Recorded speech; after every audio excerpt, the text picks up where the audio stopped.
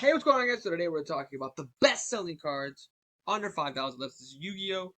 Penny Stock Market Watch. We will just jump right into whatever this is. That's exciting. Arion, the Labyrinth, Servant.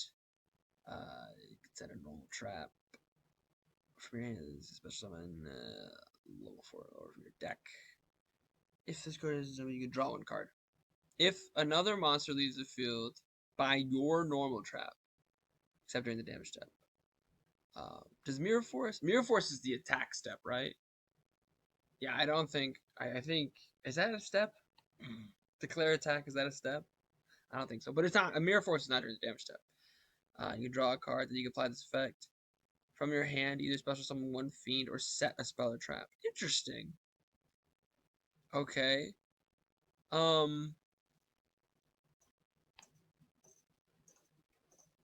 Okay, so this was just one of those cards that honestly feels like a really solid pickup.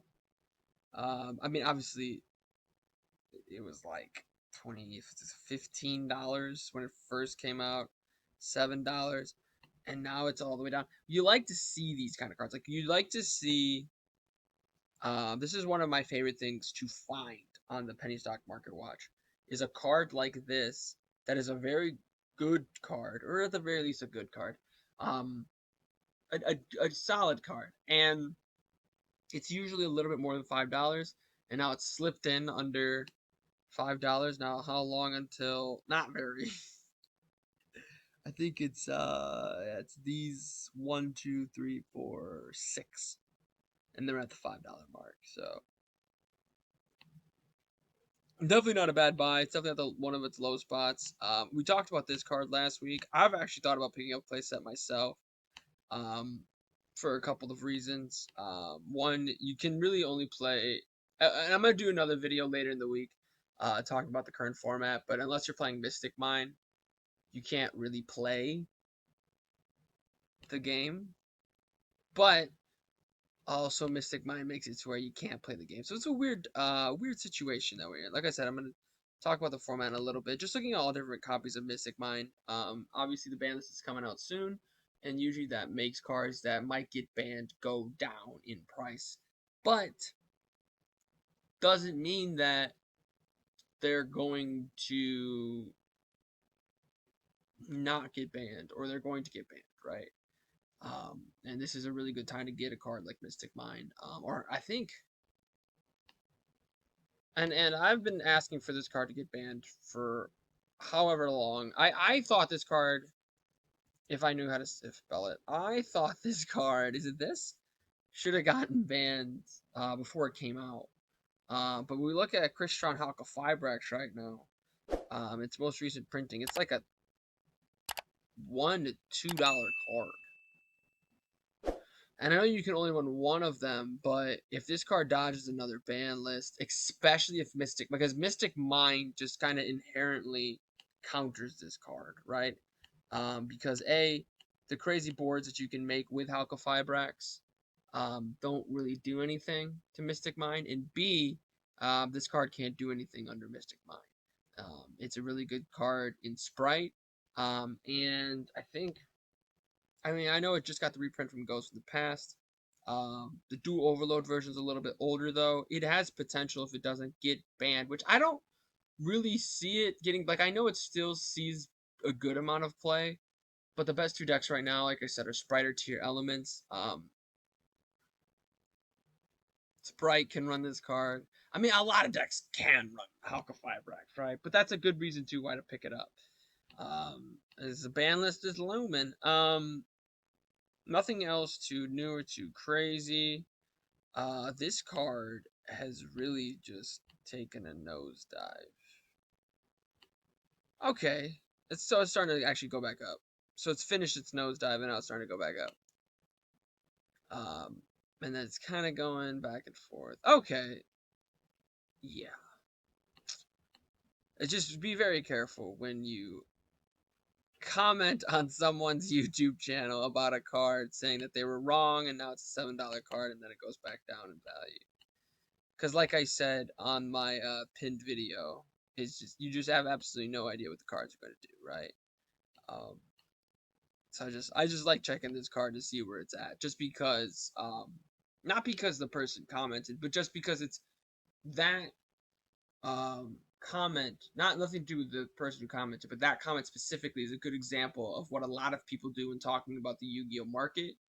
It's like, oh, you know, Curious is a $4 card now, and it has to go up in price. It's such a good card, and Tier Elements isn't going anywhere, and they have to run this card, and it's so great, and every deck should run this card, and Lightstorm can run this card, and it's going to be so expensive soon, and you should get as many copies as you can now, because it's going to be a $10 card soon, right? And then there's the other people who say the exact same thing, but the opposite, like, with the exact opposite thing, but in a completely same way. If what I just said made sense, like, oh, it's not that good of a card. It's gonna go back down to $1 very very soon, and it's like this card. This card too was a bit of a question mark, and it's relatively pricey. It's a little bit over $5 now, which is really exciting, but you just really don't know. You don't know what random tech like Curious is going to step into the format.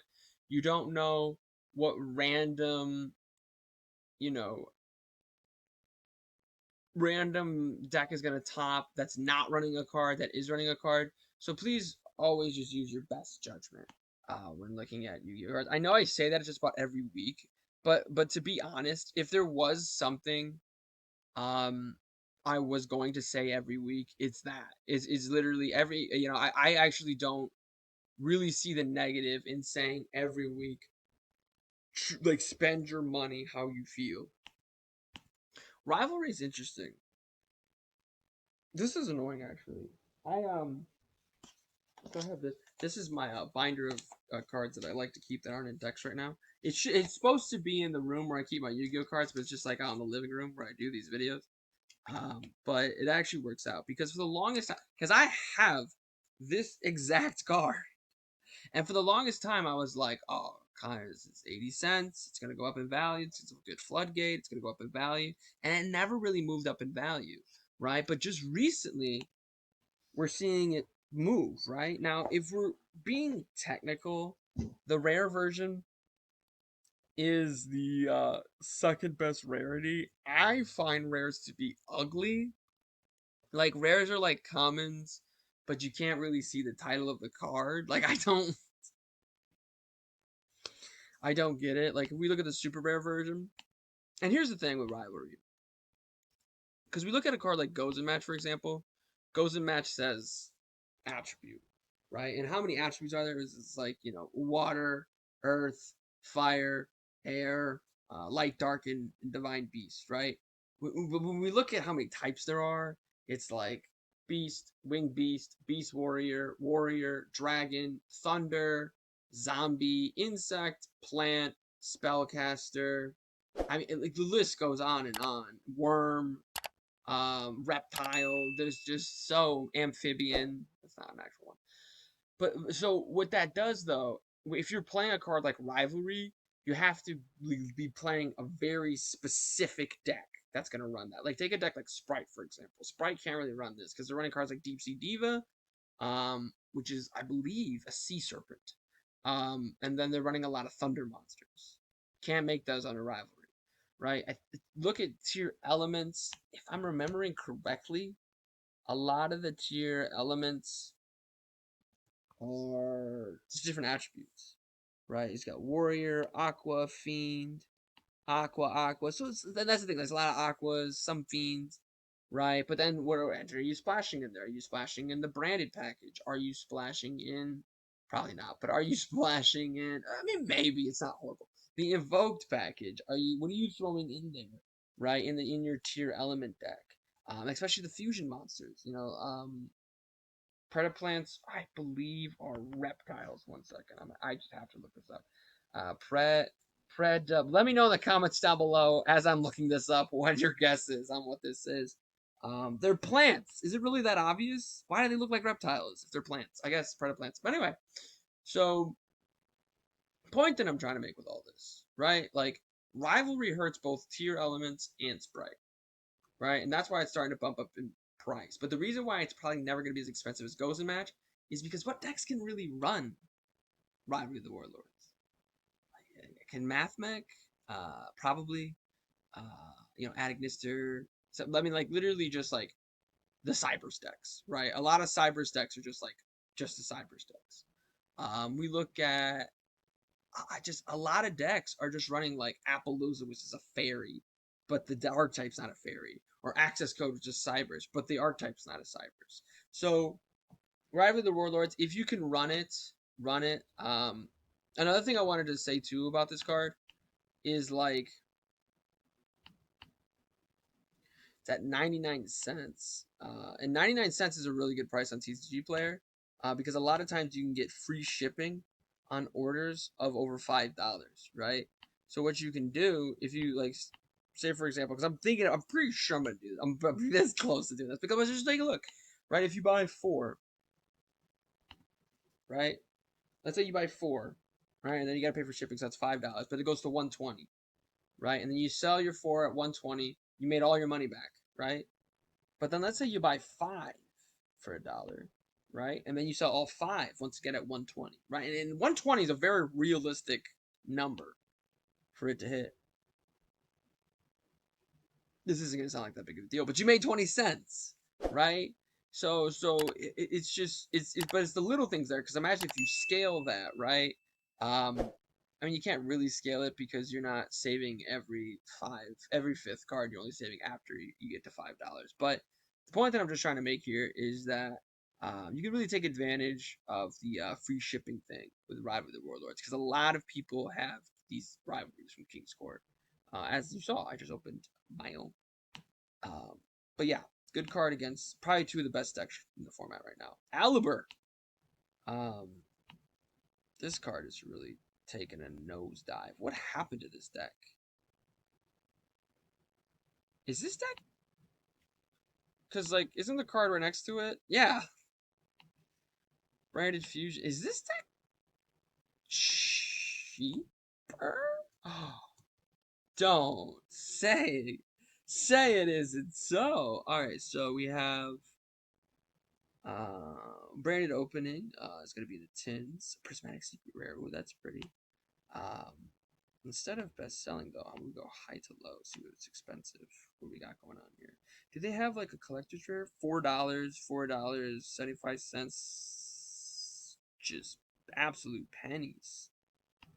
The problem is though, I think a big reason why branded just kind of disappeared is because tier elements kind of took over. So if we look at like, I always spell guardian wrong and I don't know why. If we look at just like random good fusion monsters like Guardian Chimera, which you kind of need for Branded Despia, um, it's still a $40 card because of tier elements. And that's the thing, like, since like the Synchro era, and I could be wrong about this, someone could correct me if they'd like to, but to my knowledge, to my recollection, since the Synchro era, the game has really only ever had room for one really good fusion deck. Like, I cannot remember the last time two really good fusion decks were in the format. Like there's almost always actually a good fusion deck. Like there's almost always just like Invoke Shaddoll Dogmatica, Branded Despia, Tier Elements. Like there's almost always a really good fusion deck running around. But a lot of times what happens is like, why would I run this deck when I could run this other fusion deck that's just better? But your fusion stuff. And if you have these cards, like this was my best pull when I got Ghost from the Past. This was my best pull. I'm sorry. Now it's probably a good time to pick these up though, because Tier Elements is not. Once the Shizu package comes out too, it's gonna be really good. Like a year from now, I could see this card and this card both being at 3, and these are two fantastic cards. So this might be a situation where you pick both of these up now because they're really budget. Just pick up the branded core, right? Let's see if we go to eBay if there's a relatively good branded core. Let's do branded Despia deck. Probably not. We got $59.99, so $60 for. Is it just these cards? Because that's not the vibe. If it's just these cards, always make sure you're checking out what you're buying on eBay, because this is $5 cheaper. You're getting a lot more cards. I mean, quantity doesn't always uh outdo quality, but seasonal branded fusion. So this is, let's check out this one. Is it just those cards? Okay, so we're running these two. Where's branded fusion? I mean, you get Dark Rule No More, which actually is really good randomly in here. Poly. You get all of that stuff. I think those are one-ups anyway, though. There's another one, too. You get randomly number 38 in the extra deck. One of, like, everything. And then Fallen of Albast, Espia, random Kaiju. I think you run one of those anyway. So it's like, it's a weird core because usually deck cores just come with playsets of everything. But this is like closer to a deck. But for 55 bucks, it's actually not that bad. And we could see this exact core be worth like 100 bucks a year from now because I see a package like Branded Destiny. Like, yeah, I don't know if it'll ever be like as good as it was before Tier Elements came out, but it's still gonna be a fun deck that you can mess around with, right? Would I go and buy this version? Like, these aren't. I'm not trying to bash this person. I'm sure someone's gonna buy this version. But would I go buy this version? That's like, it does have Guardian Chimera. You got your